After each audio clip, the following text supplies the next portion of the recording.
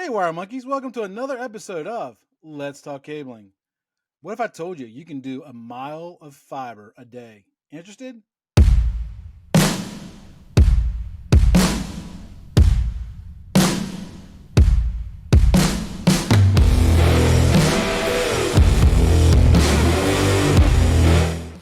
Welcome to the show where we tackle the tough questions submitted by installers, estimators, project managers, area managers, safety officers, even customers.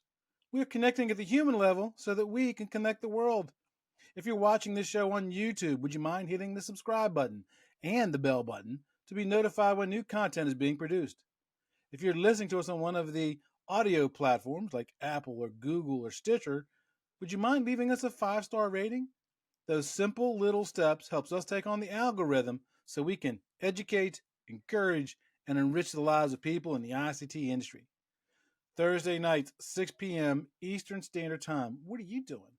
You know I do a live stream on TikTok, Instagram, Facebook, YouTube, everywhere, where you get to ask your favorite RCDD, and you know that's me, your favorite questions on installation, certification, design, project management, even career path questions. But I can hear you now. Chuck, I'm driving my truck at 6 p.m. on Thursdays. I don't want to get into an accident. I record them, and you can find them at letstalkcabling.com. And finally, while this show is free and will always remain free, if you find value in this content, would you click on that QR code right there? You can buy me a cup of coffee. You can even schedule a 15-minute one-on-one call with me, after hours, of course. And we're always looking for corporate sponsorship as well. So if your corporate values align with educate, encourage, and enrich, hook me up on social media. Let's have a conversation.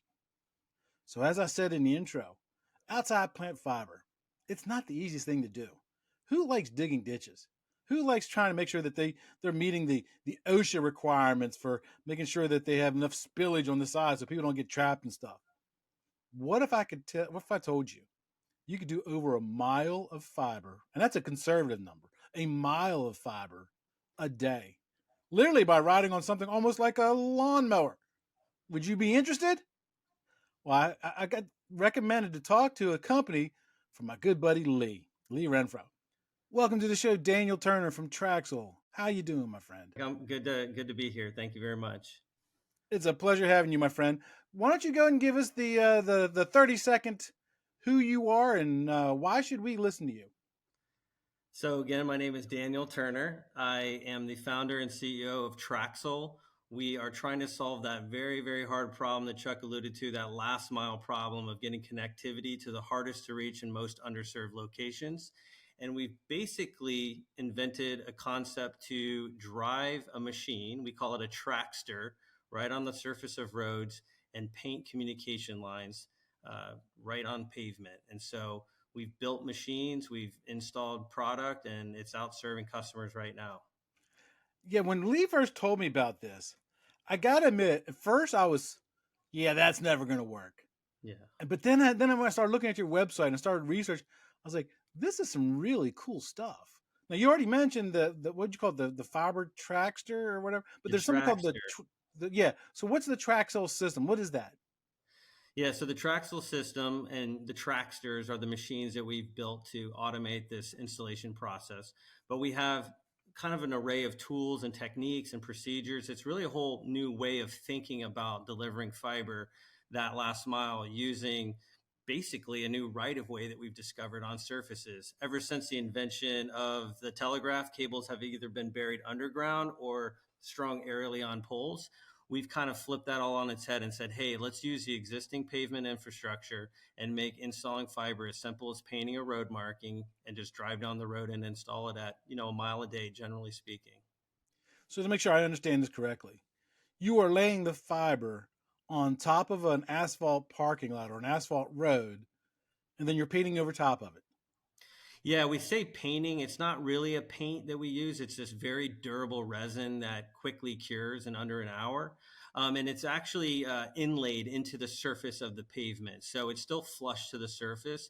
And we can install this on both asphalt and concrete surfaces. Oh, so I guess you're doing, I guess the Fibertraxer, is that what you called it? We call the product that the Trackster puts down Fibertrax. So we actually envision a whole slew of other infrastructure that could potentially be put down by the Trackster. And so Fibertraxer is just one of the outputs of that machine. So it digs, or doesn't dig. I guess it's making some kind of a. It's like an etching or a channeling. Okay.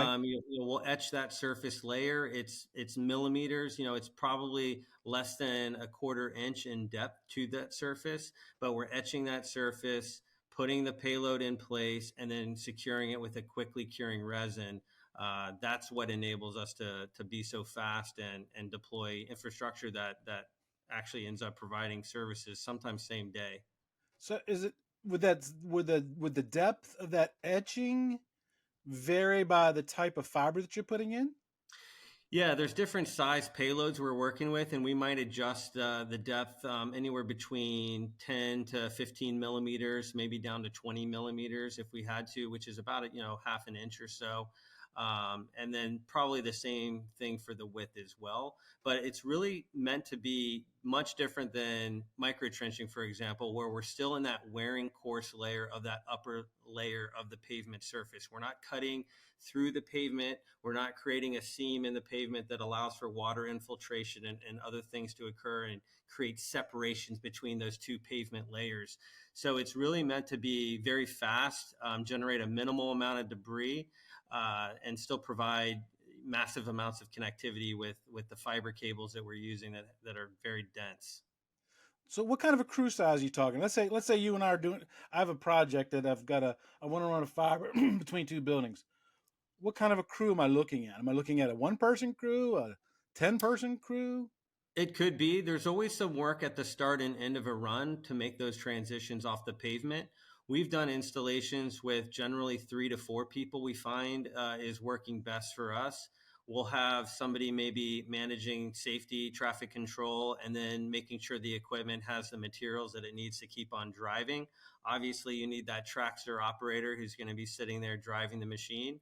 And then having some people that can work at the start and end of a run to prep those starting and end points. We've even started splicing fibers before we've even delivered fiber to the other side. So there's a lot that we can do in parallel, and certainly there's some ideas to even shrink the size of that team, but we're really trying to increase the amount of fiber we can deploy in an hourly basis, on a daily basis, and just change the math for how fiber networks get architected. So when you do this etching and you lay the fiber down, do you try to are you trying to stay like towards the side of the parking lot or the road, or you just going to the shortest path possible? Where exactly are you placing it in relationship to the parking lot or the road? That's that's kind of the beauty of it, is it offers that flexibility. You may decide to run it down the edge of a parking lot around the outskirts of it, just for keeping it out of the way and avoiding the paths of mostly traveled traffic. Or you may want to take the shortest path between 2 points. We've seen examples where you actually want to take a much longer path, but it avoids you having to do a big trench or a bore or something like that. And so it's giving you an alternative means to get between any 2 points. So it really becomes up to the installer to kind of choose what makes the most sense for them. For example, we are installed on a bridge deck in Ohio, and you could have run it down the center of the highway lanes if you wanted, but it made more sense both from the installation perspective, for safety and keeping out of the lanes of traffic. We're actually installed on the shoulder of that bridge, and we just go down the shoulder of that bridge. So I think it'll just be sort of customer dependent and situationally dependent on where you want to run it. But you can also navigate very easily and make turns, and so you can avoid obstacles or potholes maybe that already pre-exist, or maybe there's like some sort of grate or manhole cover you want to drive around. Those are all possible now with this very flexible way of installing the fiber. So you kind of already answered my next question already. I don't know how you did that. Get out of my head. Get out of my head, because I was going to ask. Okay, I can see this easily being used on a a parking lot or a road owned by a company. I was going to ask you about public highways, but if you're going across a bridge, that had to have been a public highway or a public road, right? Yeah, we have talked to several state DOT offices and looking at how we can utilize the infrastructure that's already in place to augment it and be able to deliver fiber cable services over top of it. But yeah, whoever the surface owner would be like who you'd want to speak to, or who we would speak to on your behalf if you had a sort of a need. Our website, TRAXyL.com, just to throw it out there, TRAXyL.com, has a bunch of frequently asked questions and answers that are provided that can help provide, a little more guidance and details. And then certainly, we're open to a phone call or an email if somebody would want to learn more. Yeah, and by the way, I will say this about the frequently asked question section on your webpage. It covers a lot of great information. A lot Thank of you. great information. So if I'm doing a Traxel system over a publicly owned road, there's got to be extra steps that you got to go through. What would those extra steps be? Yeah, we've talked to multiple municipalities and have gone through sort of that permitting process and gotten the approvals to utilize the road. One of the great things about our solution is it's just so minimally invasive, and there's just minimal impact to the road pavement itself. And so generally, most municipalities and road owners have been very open to this idea of being able to provide fiber internet services without having to dig up the road or disrupt even the right of way next to the road that might be full of other utilities, to include gas, electric, and many of the other items taking up those existing rights of way.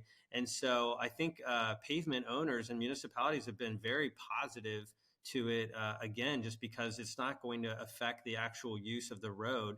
There may be some minimal disruption of traffic in that travel lane for a very short period of time. But other than that, once it's in place, it's being used. So the fiber that you're putting in this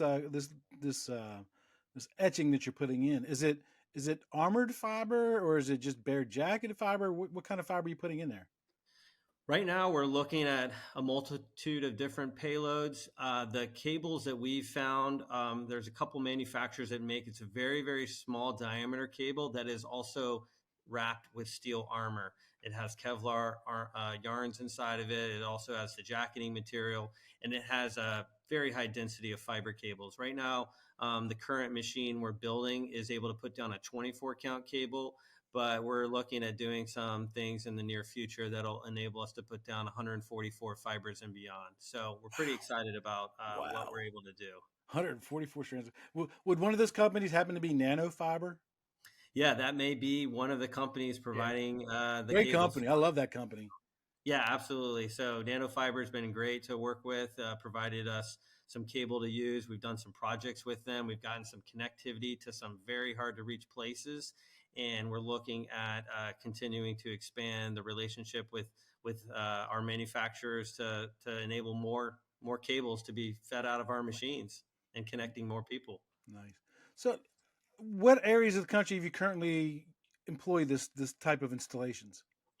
We're based in Virginia, but we have trucks and trailers and will travel, and we've done installations in Ohio, in New York, in Florida, Texas, Nevada, California, Utah, multiple states. I'm definitely missing some states there, but we've been coast to coast and are willing to go wherever the opportunity is.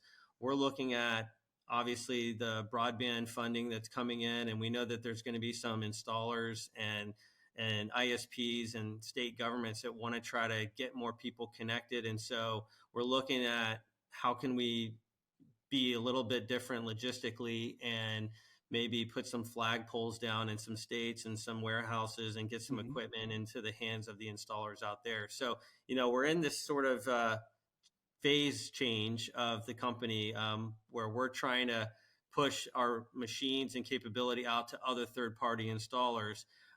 We're trying to showcase our tech by being the installer ourselves, but certainly getting to that printer ink model where we can provide that equipment to third parties and have them use it. That's Right. where we Yeah, think we're going that. to talk about that more in a minute.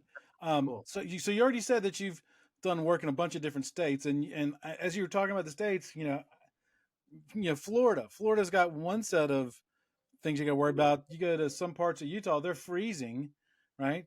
Yep. How's your product or your installation process is affected by, say, doing a project in Miami versus one in Columbus, Ohio, in December? Yeah, so the weather install window, we still have a window that we have to hit. We want to generally be above the freezing temperature during installation. Ideally, it's above 40 degrees Fahrenheit. But we have installed in colder temperatures before. We don't want to be below freezing during an installation, and we don't want to have any moisture on the ground during an installation. So if it just rained or there's a lot of dew on the surface, that would prevent a good bond with our resins to the pavement. So anything other than that, generally is pretty good. There may be some upper limits on high temps in the hottest part of the day where there may be some effects, but once the product's been installed and cured, it can survive in extreme hot and cold temperatures. And so we've, again, had installations in the mountains of New York, bridges in Ohio. We've actually done an installation in Utah this year, and we're excited to get through a Utah winter with it to showcase the capability there. And also down in hot places like Las Vegas, Nevada, and in places in Florida that are also extremely hot, and in Texas too. So we've done kind of both hot and cold. So let's talk about the durability of this, because the reason I brought that asked that last question is because I ride a motorcycle and I ride in Florida, and I know sometimes when I put my kickstand down in August and I leave my bike sit there for an hour and I come back, there's an indent in the parking lot from where my motorcycle was literally kickstand was sunk in the pavement a little bit. And in the winter areas, I got to worry about snow plows, right? Sure. So let's talk about the durability. How can you put this in, and how durable to make sure that something doesn't happen to break the fiber?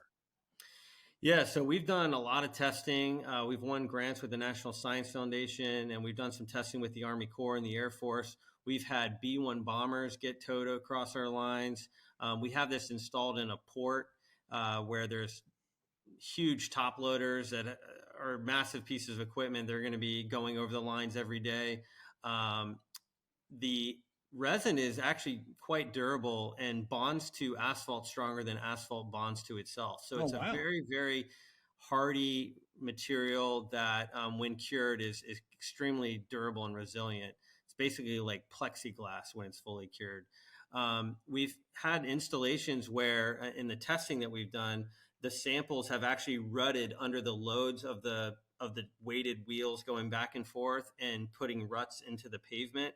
And the signal actually still continues to propagate through because, again, it's in this steel wrapped small diameter cable that sort of can take those pressures and loads and not be affected by them and not create, cuts or micro cracks or micro bends in the cable itself. So, we're pretty excited about all the different use cases for it. And with regards to snow plows, we've done snow plow testing. We've had lines installed and had multiple passes of snow plows going back and forth. And because we're now flush to that surface, we actually have kind of two techniques we've developed. One's actually surface mount, which leaves a little bit of a bump up. And I would say that's more resistant to snow plows and has actually survived multiple years of snow plows running over the lines. And in fact, that's what we have still installed out in Greenville, South Carolina, and also on the bridge in Ohio is our surface mount, which is a little bit of our older technique. Our newer technique, flush mount, again, is inside the surface layer, and snow plows just go right over top of it. Now, certainly if a plow is gouging into pavement and creating gouges, nothing's going to stop a plow. But the idea is that if you put them off the maybe beaten path of where the plow is, sometimes the road has a crown to it and you can kind of be underneath where that blade's going to be. It still should be very resilient to plowing. And if, something were to happen, we believe our solution is so cost effective and time install effective that you can think about building it out like the road network, where there's multiple redundant pathways to get between any 2 points, and you could reroute data around areas that have an effect or an error issue or something going on there, and then quickly reestablish new lines that have seen problems, and just continue to enhance and evolve the network as you go. So still more to learn and be discovered there, but we are finding some very early successes that are highlighting the use of this stuff is something that's going to be game changing. So how long has Traxel been around? So I had the idea back when my dad was trying to get internet out to his house in 2014. At the time, I worked for the intelligence community. I was always kind of thinking outside the box on certain complicated problems. And this problem of like, why couldn't the ISP just paint a line to my dad's house? He called an ISP. They drove out to his house and basically laughed in his face, told him he'd never get fiber out to where he lived. And that idea of like, couldn't he have just brought it with him and paint a line behind him? And it seemed really kind of a simple idea at the time. And it's kind of like either easily dismissed, or maybe it's so simple that people just thought that it would never work. And I think that was what gave me the confidence that I was onto something here, because I'm probably the only one stubborn enough to pursue it and keep going at it. And so the company was formed as an LLC around 2014, just to sort of explore the grant opportunities and the patents and stuff that may have existed. I would say around 2018, 2017, 2018 is when I went full time on it, and my co-founder came on and went full time on it. 2019 is probably when we got our first big contract award, and then obviously we've done a lot of good things since then. So you said you're putting this epoxy thing down on top of it. Is it are you doing is it going to be the same color as the parking lot? So it's not easily obscene, or you maybe painting it yellow so it looks like a line? Explain that to me. Yeah, we at first looked at different colors, and we can kind of change the colors of the line and color match, depending on what the need is.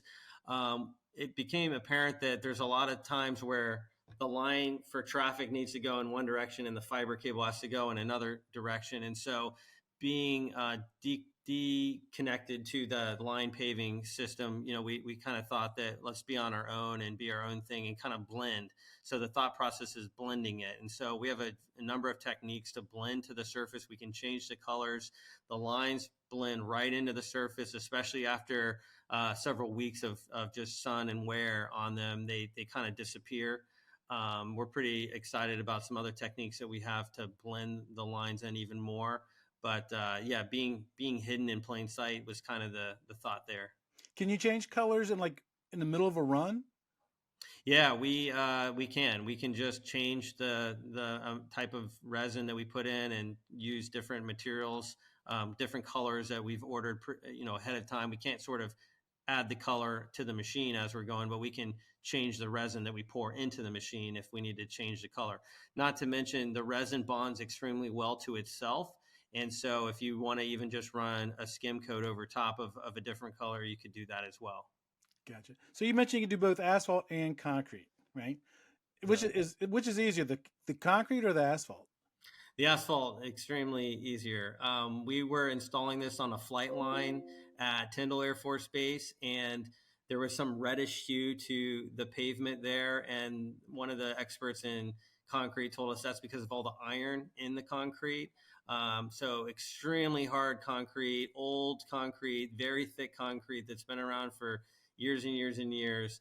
And that stuff's pretty hard to get through. But, we still managed to do 8,500 feet in 3 days out there. So still powered through the concrete, and also we can install on probably any concrete that you throw at it at the machines, but asphalt's faster and easier for So sure. concrete requires expansion joints because of varying temperatures. How do you deal with an expansion joint?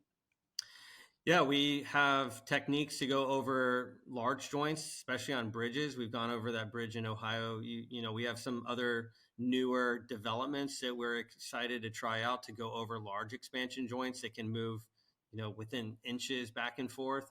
But as far as smaller joints with concrete, yeah, we can just cross right over the joint using the standard installation process. The resins are pretty flexible, so they can expand and contract somewhat with the joint. And the cable itself obviously is somewhat flexible. The fibers inside are kind of free to move Mhm. inside of that tube in the center of the cable, and so there's no stresses actually applied to the glass themselves. So how does this cost compared to doing a direct buried fiber or to an aerial fiber? Is it cheaper? Is it more expensive? Yeah, I think that in a lot of cases it's going to be less expensive. Now, if you're trying to trench a wide open if you're trying to trench a wide open field in the middle of nowhere with a plow, you could probably go for miles and miles and miles and have that cost be relatively low. With aerial lines, sometimes the poles already exist, so the cost of installing the pole has already been accounted for. Yeah, there might be some pole lease fees and make ready fees, and there's going to be some costs associated with pole installations over time. But it's hard to compare direct to our technique, apples to apples. We found in a lot of cases our costs are significantly less. And especially in these urban environments where there's a lot of other utilities you're trying to avoid, and you're trying to minimize your disruption and your restoration problems that you might run into. So the way that Traxel is pricing it right now is a price per foot plus a mobilization cost plus how you want to terminate, whether there's splicing or if you just need us to hand you the end of the cable. Are you going into a handhole or manhole, or are you just bringing it into a building? There's always some uniqueness to the termination. So we generally just price it at a per foot basis, and our pricing per foot, obviously a lot of variables that go into that, but we want to be the lowest price possible, and try to aim for that. And so we're trying to do things to bring down our costs. We've sold anywhere between 10 to 20, maybe $25 per foot all in. And I think that we're probably closer to the $10 to $15 per foot. If you give us a call, we can quote things right on demand. So all we need is a minimal amount of information. We can get a ROM thrown together, and we just kind of need to know where you're at. Right now, the mobilization costs are probably the biggest cost driver, and that's what's hampering us the most. And so if we can get multiple installs in one location, or if we can get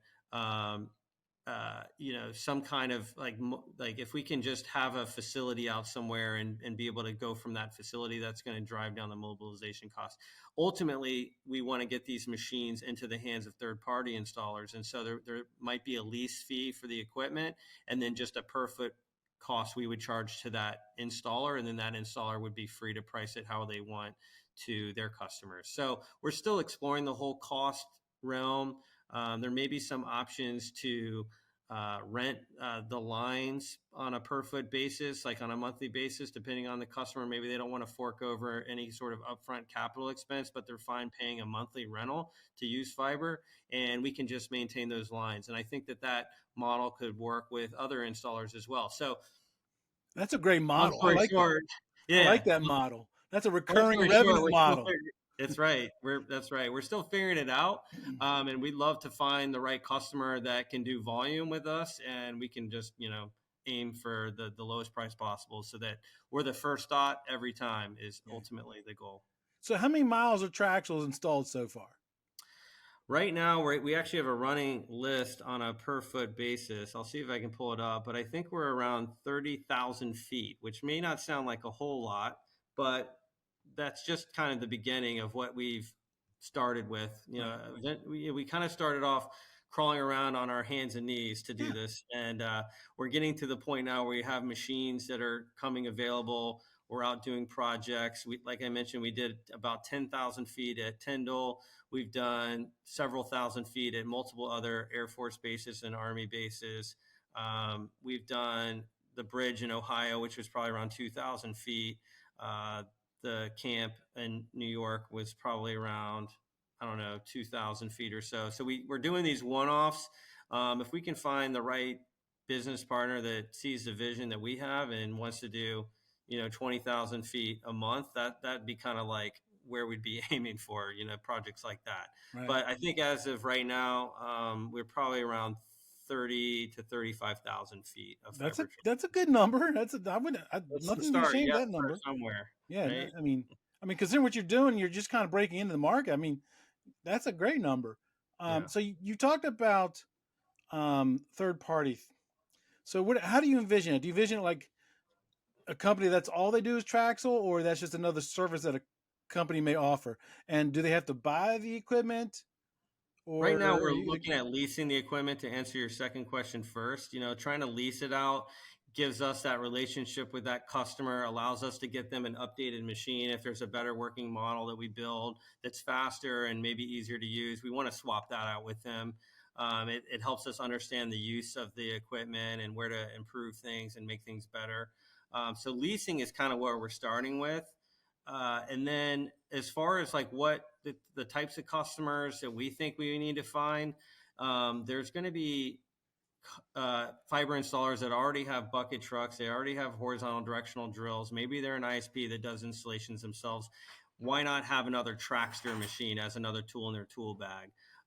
There may eventually evolve to where there's just companies that just do Traxel type installations, almost like you've got with horizontal directional drill companies that just focus on that tool. But I see this as just being another tool in the tool bag, like I said, and it should be just as easy to use as all those other pieces of equipment as well. It sounds absolutely interesting, man. It sounds absolutely interesting. So are you looking, is it just going to be, they're just going to lease the equipment out? Or is there going to be a buy-in for them to become, is there going to be a certification process? Or you're going to have them go through some kind of a course to teach them to certify them and say they're certified to do Traxel? Have you thought about those kinds of process? And if you did, how they look?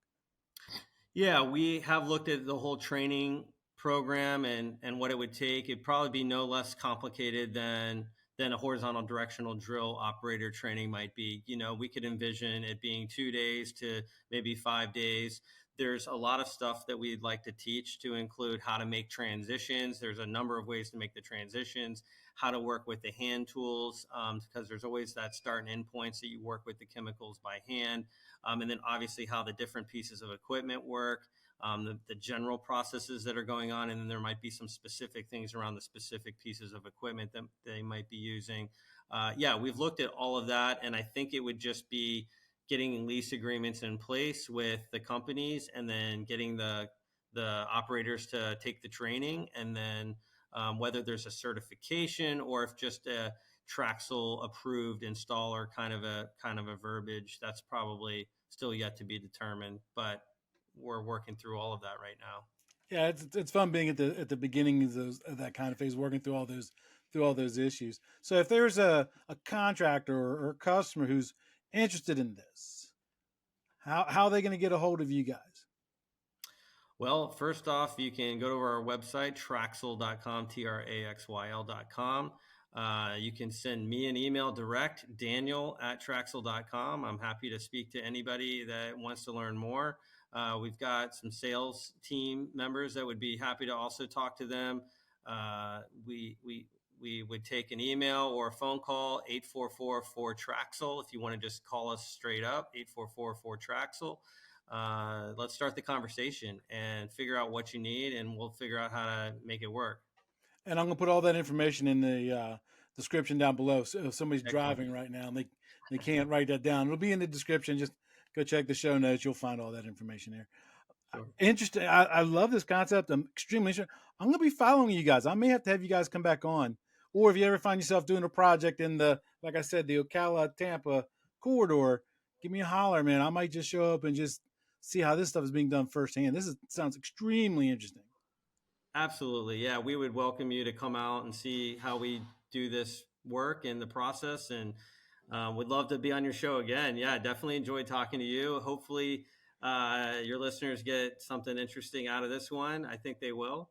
And I look forward to any feedback you might have. Absolutely.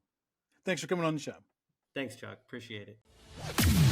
That's it for this episode of today's podcast. We hope you were able to learn something. Make sure to subscribe so you don't miss out on future content. Also, leave a rating so we can help even more people learn about telecommunications. Until next time, be safe.